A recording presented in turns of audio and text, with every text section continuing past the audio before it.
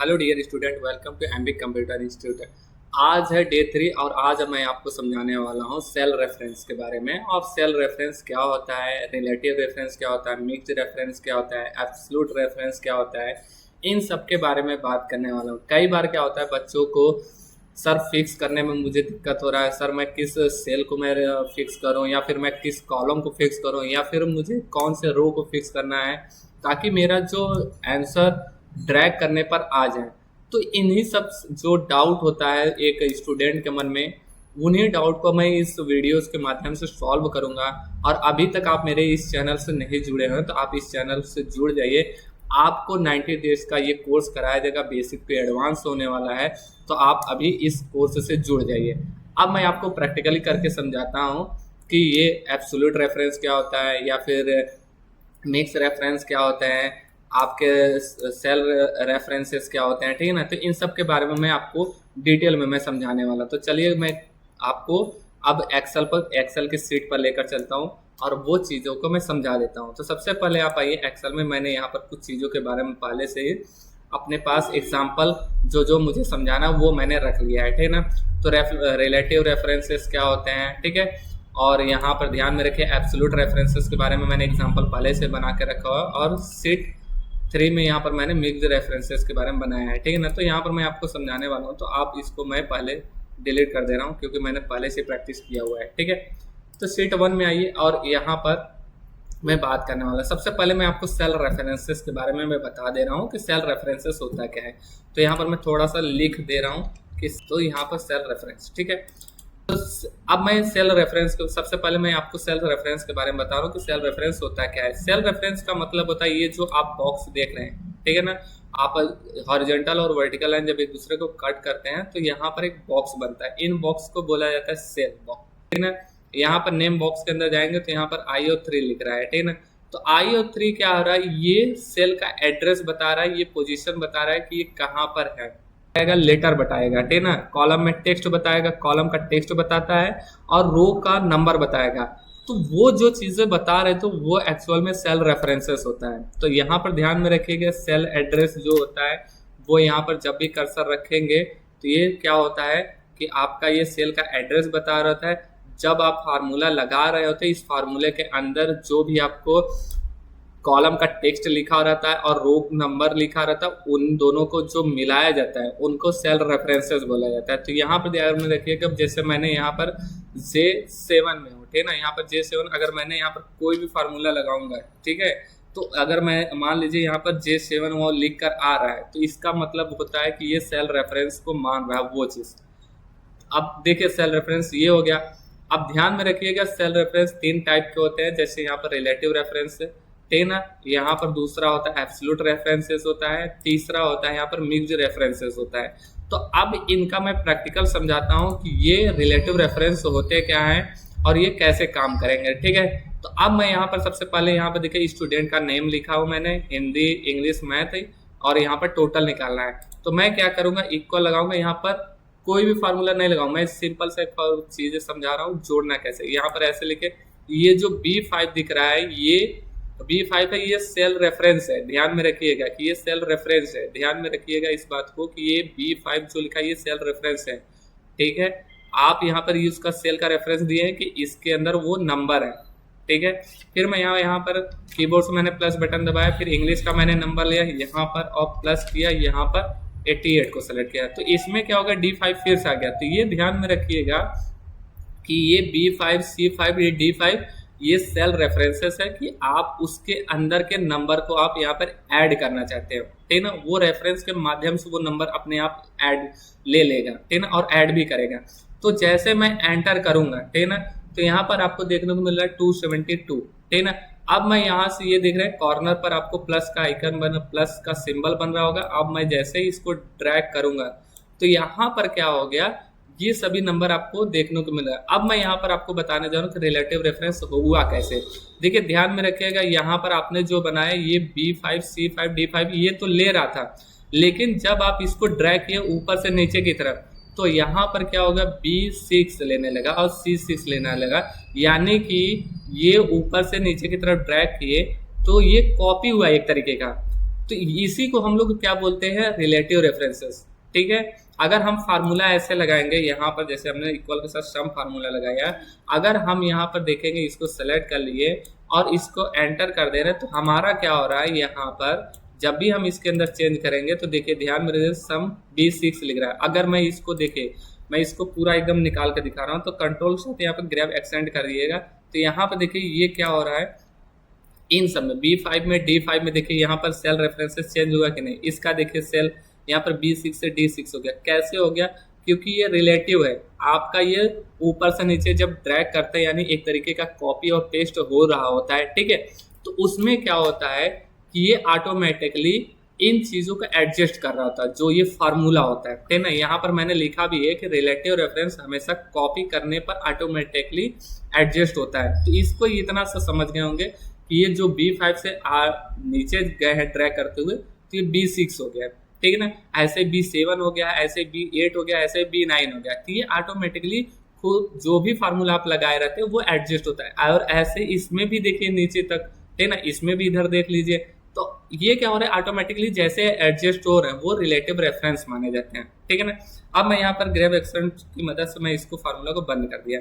अब मैं बात करता हूँ यहाँ पर एब्सोल्यूट रेफरेंस क्या होता है। अब एब्सोल्यूट रेफरेंस क्या होता है, ध्यान में रखिएगा, यहाँ पर मैंने लिया है एक एग्जांपल के माध्यम से समझा रहा हूँ कि प्रोडक्ट लिया हूँ, यहाँ पर प्रोडक्ट लेकर रखा हूँ, प्रोडक्ट लिया है, प्राइस लिया है, फाइनल प्राइस विथ जीएसटी निकालना है। अब यहाँ पर जीएसटी में क्या होता है, यहाँ पर 18%। अब मैं इसको पढ़ के पहले समझा दे रहा हूँ कि ये क्या है, कि एब्सोल्यूट रेफरेंस में क्या होता है, एक फिक्स्ड सेल को लॉक कर देता है। ठीक है ना, अब ये सेल को कैसे लॉक करेगा, ध्यान में रखिएगा, 18% है। अगर मैंने आपको कहा कि 18% इसमें जीएसटी लगाइए, तो यहाँ पर क्या लगाएंगे, इसमें ये है, आप इसको सेलेक्ट कर लीजिए। ठीक है ना, आप क्या करिए, यहाँ पर एस्ट्रिक का साइन लगाइएगा। ठीक है ना, कीबोर्ड में ध्यान में रखिएगा, कीबोर्ड में एस्ट्रिक का साइन मिल जाएगा नंबर कीज में। ठीक है, उसको ले लीजिएगा, फिर ब्रैकेट ओपन करिए, यहाँ पर 1 प्लस क्या करिएगा, आप इसको ऐसे सेल को सेलेक्ट कर लीजिएगा। ठीक है, अब यहाँ पर ये सेल क्या होगा, जो जीएसटी रेट है, तो ध्यान में रखिएगा ये फाइनल प्राइस ला कर देगा। अभी मैं आपको एक चीज मैं बताऊंगा कि इसमें 1 मैंने क्यों जोड़ा है और ये D5, तो पहले मैं आपको ये समझा दे रहा हूँ। आप इसको क्या करिएगा, कीबोर्ड से ध्यान में रखिएगा, F4 फिक्स कर दीजिएगा। यहाँ पर देखिए F4 से फिक्स कर दी, ये पूरा सेल क्या हो गया, लॉक हो गया।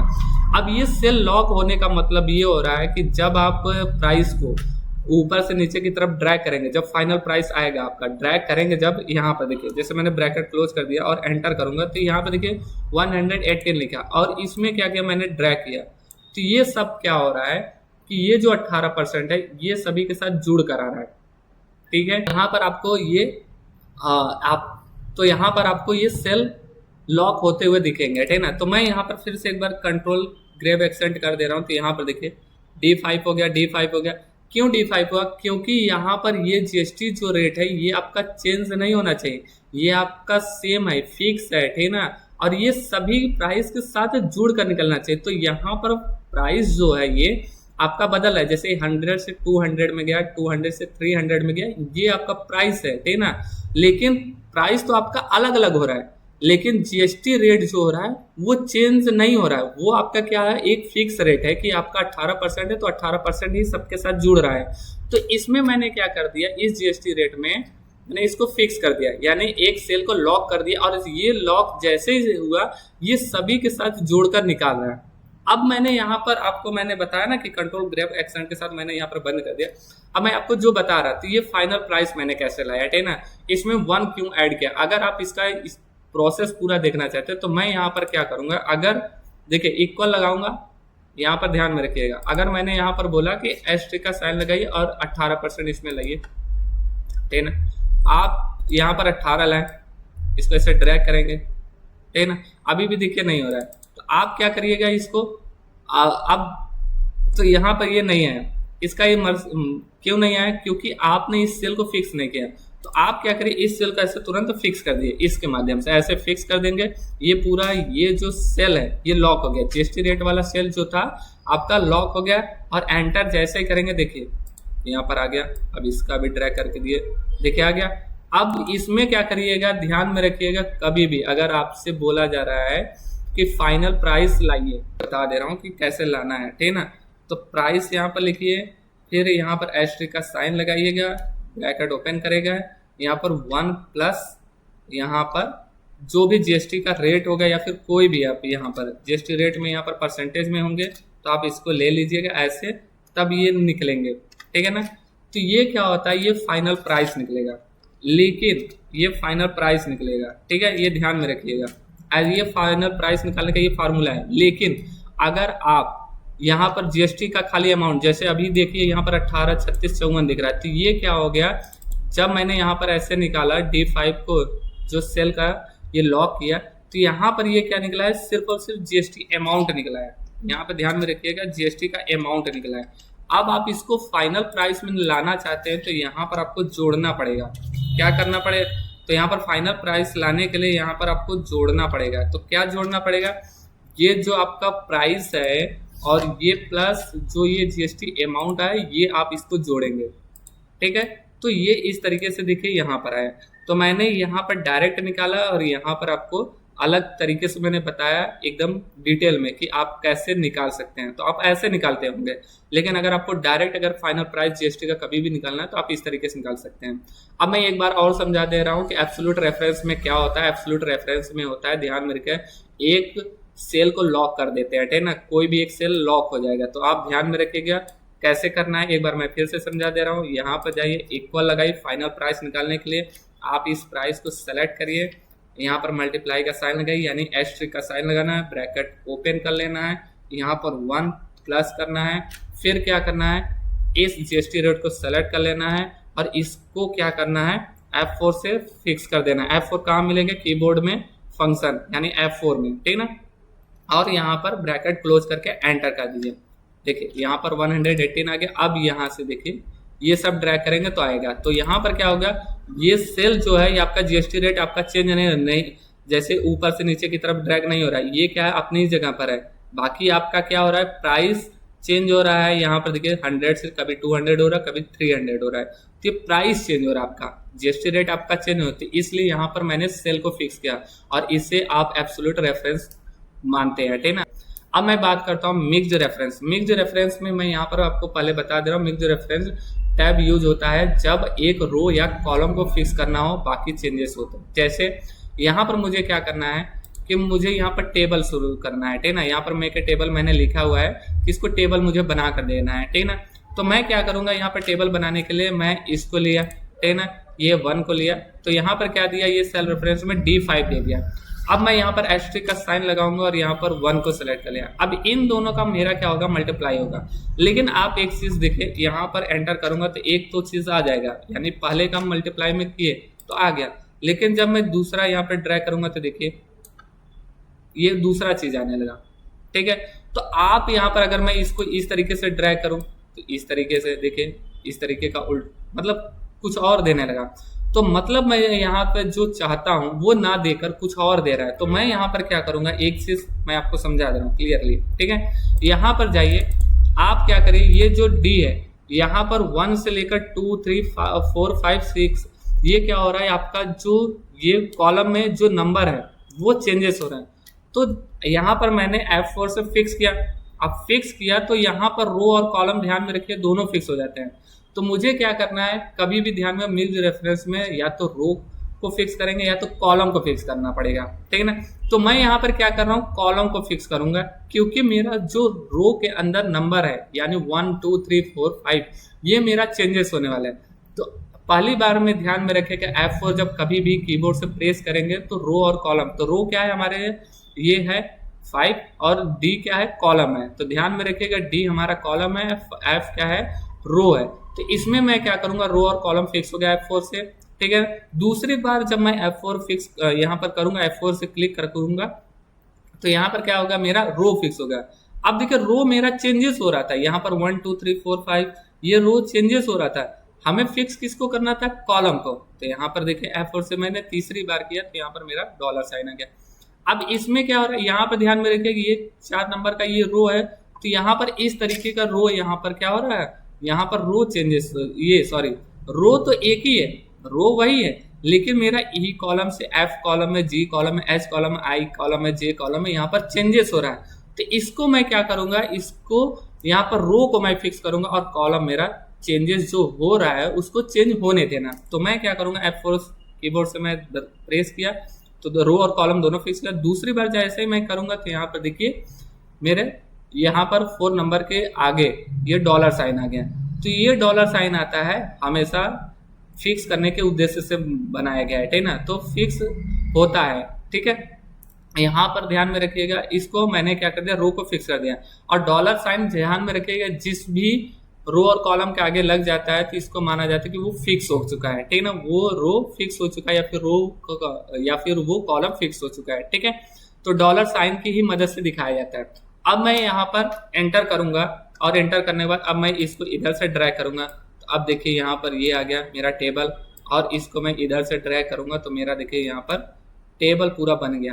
अब जैसे देखिए 2 का जैसे टेबल बन गया यहाँ पर, ठीक है ना। तो इस तरीके से आपको समझ में आ रहा होगा कि हाँ ये टेबल है, और इससे ही आप ध्यान में रखिएगा मिक्स्ड रेफरेंस कहा जाता है, ठीक है। तो आज आप लोगों ने क्या सीखा, ध्यान में रखिएगा, यहाँ पर सेल रेफरेंस के बारे में सीखा है, और आपने एब्सोल्यूट रेफरेंस के बारे में सीखा है, रिलेटिव रेफरेंस के बारे में सीखा है, ठीक है ना। यहाँ पर ध्यान में रखिएगा ये रिलेटिव रेफरेंस है, आपने सीखा एब्सोल्यूट रेफरेंस सीखा, यहाँ पर मिक्स्ड रेफरेंस सीखा। तो यहाँ पर मैंने ये सेल रेफरेंसेस के बारे में, एब्सोल्यूट रेफरेंसेस के बारे में, मिक्स्ड रेफरेंसेस के बारे में, रिलेटिव रेफरेंसेस के बारे में बताया। आपको इसमें से क्या चीज़ें बहुत अच्छे तरीके से समझ में आया और क्या चीज़ें नहीं समझ में आया वो कमेंट बॉक्स में ज़रूर बताइएगा। अगर आप मेरे इस सीरीज़ के साथ अभी तक नहीं जुड़े तो आप इस सीरीज़ से जुड़ जाइए, क्योंकि ये 90 डेज का कोर्स है और 90 डेज तक चलता रहेगा। अभी मैं बेसिक्स से समझा रहा हूँ, बेसिक्स की बातें हो रही है, तो आप बेसिक्स तक समझ लीजिए एकदम अच्छे तरीके से। जब मैं फार्मूला का एकदम सीरीज चलाऊंगा तो मैं फार्मूला पढ़ाता रहूँगा, ठीक है ना।